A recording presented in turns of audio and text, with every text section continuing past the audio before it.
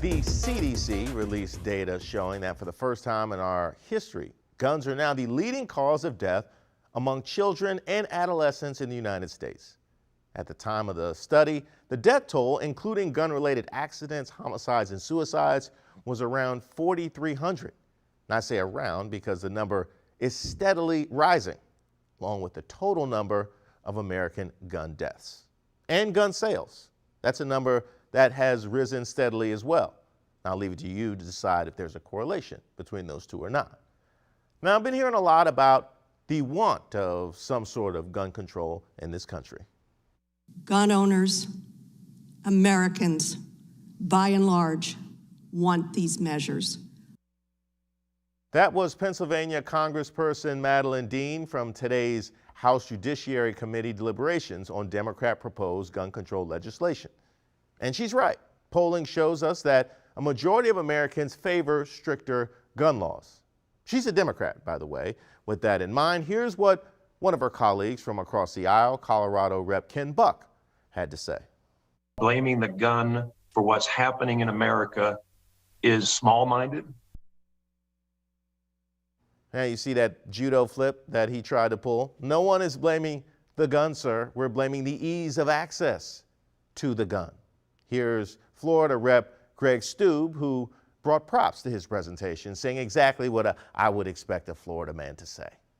So this gun would be banned. I hope the gun is not loaded.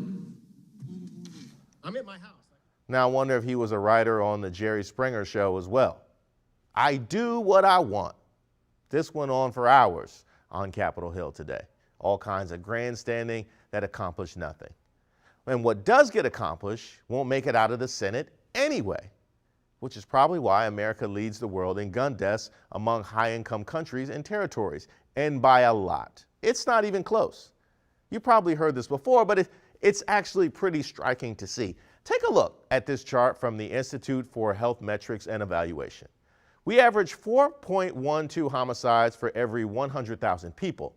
Chile, number 2, averages 1.82, less than half, and after that, it's a huge drop-off. Our polite neighbors to the north are third at 0.5. But that didn't stop them from introducing their own legislation aimed at tightening gun laws after the Uvalde shooting.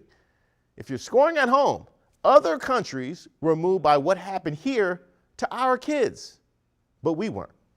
Gun violence is a complex problem, but at the end of the day, the math is really quite simple. The fewer the guns in our communities, the safer everyone will be. The math is simple for everybody except us, because we do what we want, because that's what freedom looks like. And did you catch the masks? France has 0.3 deaths and the UK 0.4 deaths per 100,000 people. And yes, you're right, those countries have less people than we do. But you know what they also have less of? Guns. The fewer the guns, the safer everyone is. They also don't have a culture that fetishizes guns.